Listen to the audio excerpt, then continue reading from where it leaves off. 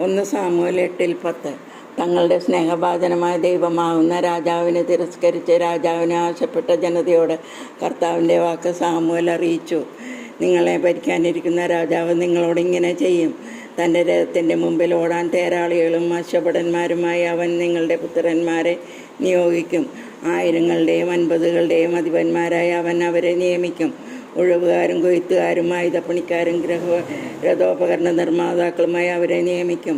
നിങ്ങളുടെ പുത്രന്മാരെ സ്ത്രീമാരെ സുഗന്ധതൈലക്കാരികളും പാചകക്കാരികളും അപ്പക്കാരികളുമാക്കും. നിങ്ങളുടെ വയലുകളിലും മുന്തിരിത്തോട്ടങ്ങളിലും ഒലിവ് തോട്ടങ്ങളിലും വെച്ച് ഏറ്റവും നല്ലത് അവൻ തൻ്റെ സേവകർക്ക് നൽകും. നിങ്ങളുടെ ധാന്യങ്ങളുടെയും മുന്തിരിയുടെയും ദശാംശം എടുത്ത് അവൻ തൻ്റെ കിങ്കരന്മാർക്കും ഭൃത്യന്മാർക്കും നൽകും.